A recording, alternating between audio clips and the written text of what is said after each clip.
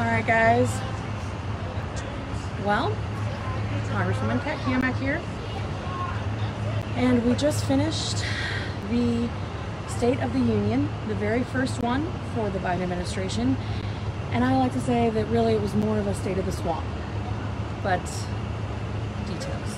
So, as promised, wanted to give you some reactions.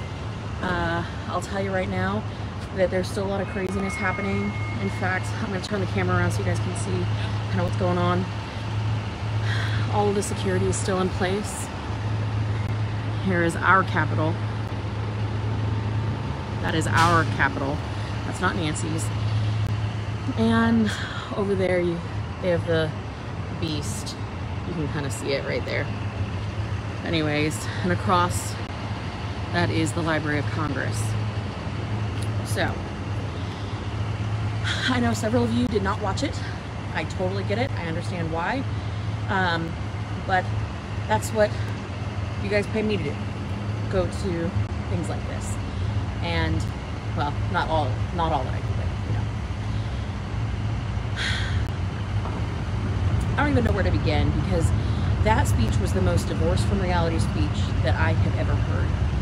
Incredibly frustrating to sit there and listen to Biden drone on, conveniently omitting details, talking about things that he truly does not believe, and that his policies are in direct conflict with. See, the State of the Union is a time when the president is supposed to recap his previous year, highlight and tout their accomplishments, as well as lay a vision out for the next year.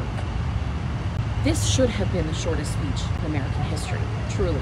It should have been the shortest speech because there are no accomplishments to tout, and the vision ahead, well, quite frankly, under this administration, it looks bleak. And so if he were to be honest, I would have expected more of an apology, but instead, what we got was a lot of bloviating. See,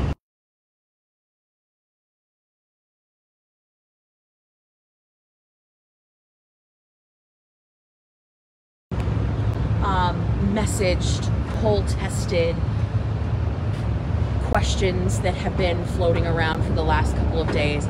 That's what made it in the speech, because they would never send anything that doesn't poll well.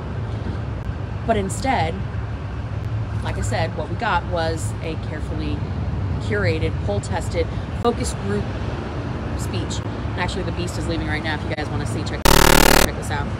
So there goes the beast, limo, departing from Capitol Hill.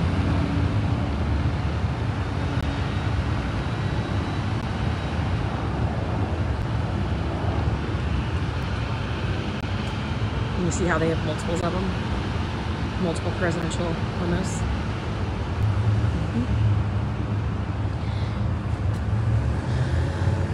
So, once again, freezing my tail off. My fingers are absolutely frigid. But, quick highlights, quick and dirty. He talked about infrastructure, conveniently omitting the fact that the infrastructure bill is only 9% actual infrastructure. He laid out a vision for a grand highway network that will be completely updated and new bridges, conveniently omitting the fact that within his own prize infrastructure bill, there is no allowance for additional lane capacity. In fact, it is specifically prohibited. No additional lane capacity is allowed. So he wants to rebuild our entire highway network. But you can't add a lane. Can't add a lane. But those are details, facts. He doesn't want facts to get in the way of their agenda, because really at the end of the day, their agenda is about dependency and control. Take, for example, he talked about price controls. But they didn't say price controls. They said, we want to lower the cost of prescription drugs. Who doesn't want to do that? But you don't do that by having the government fix the prices. You do that through innovation, through research and development and competition in the marketplace. That's what truly lowers it, not some artificial government price control. Because once you fix it through a government program, what ends up happening is all that innovation dries up. So you find less cures, you find less opportunity, less research and development. This is economics and 101. This is incentives. This is how people and economies and the world works, right? He talked about police and actually said at one point that the answer is not to defund the police, which of course my colleagues and I, we were shocked. We stood up, we clapped.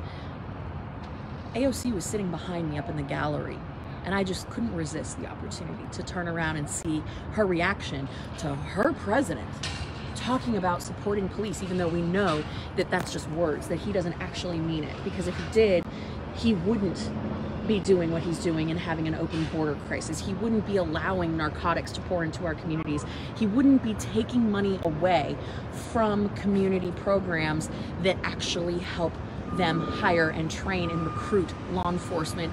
They wouldn't be taking the very vest off my husband's back as it is written in their current defund police bill. But anyways, I turn around and lo and behold, Miss AOC was not pleased. She sat in her seat with her arms crossed. She didn't like that. Let's see, what else happened? There were so many things. You know what, guys? I made notes throughout the speech. Hold on a second. I'm sorry I have to do this. Look at my notes, but oh my gosh, yeah. Talked about the global minimum tax, corporate tax rate. You know, that's a disaster. He wants to lift up, quote unquote, lift up the middle class, and talks about knowing about the middle class. This is a 40-year swamp creature. Joe Biden forgot about the middle class a long time ago. He has never, ever been a part of the middle class and has no idea what it's like to live paycheck to paycheck.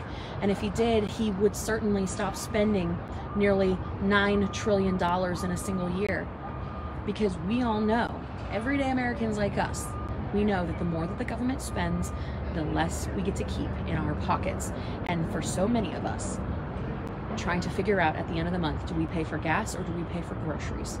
Because the price of goods and services has gone through the roof. Because of Joe Biden's weakness and lack of leadership, we now are paying for it at every turn. Be it at the southern border, be it at the Americans, be it watching Americans get left behind in Afghanistan, be it at the gas pump, be it in our communities where we're seeing an opioid crisis rage out of control, which again, that was ignored. We're paying for it. We're paying for the disastrous policies of Joe Biden and his cronies. And this is why it is so important that we come together, not as Republicans versus Democrats, but as Americans. This is what we have to do, because this is our house. This is our house. This isn't Joe Biden's house. This isn't Nancy Pelosi's house. This is our house. Y'all, I feel like I need to go and like run on a treadmill, because I have so much anger and rage built up in me after that speech. Just a totally divorced from reality speech. And that's just been really, really frustrating. No talk about inflation, no talk about actually bringing the cost of goods and services down by stopping all their social justice warrior programs, no. But this is interesting. There was a line in here that he said, COVID has impacted and dictated our lives for the last 2 years. No, Joe, you have. You have. Not COVID, you have. Because we all have a choice in how we react to things, right? COVID's no exception. We have a choice. We have a choice to react how we are going to deal with COVID. And his reaction, his answer, was to shut our economy down, shut our small businesses, force mandates down Americans' throats, mask our kids, keep our kids out of school, and destroy our economy, ruin families, and ruin lives. That is what he chose to do. And now he's taking a victory lap because suddenly we don't have to wear masks. This is the biggest game of political theater I've ever seen. And I know that you aren't buying it, just like I'm not buying it. So we got a lot of work to do. Let this fuel you. I know so many of you did not watch the speech tonight, and I understand why. But please, do not let this discourage you. Let it motivate you. Because as you've heard me say before, Americans, we're gritty, we're scrappy. It's in our blood, it's in our DNA. And Biden, he talked about this a little bit, but it, again, just speaks to where his heart and his mind is at. he alluded to the fact that Americans never back down from a challenge, that we thrive in a challenging environment because our challenges create opportunities, which made me think. He doesn't actually believe that. What he is doing is he's trying to say that Trump did so well, left him such a good economy, left him so many opportunities that he had to go out and create some challenges so that he could turn around and say that he fixed them. The only problem is he's the little kid that took the TV or the toaster apart and can't figure out how to put it back together. That is the state of Joe Biden and the swamp today. They actually think that we believe them when they tell us that they're the only people that can get us out of this mess, yet they're the 30, 40, 35-year career politicians, the very swamp creatures who created this mess. And they actually expect us to believe that we are going to elect them for another term to fix the mess that they made. They're out of their mind. But we're gonna fix that. We're gonna fix that, because come November, there's gonna be a red wave like no one's ever seen. And we are going to take back this house. Y'all, take care. God bless. Let's go get them.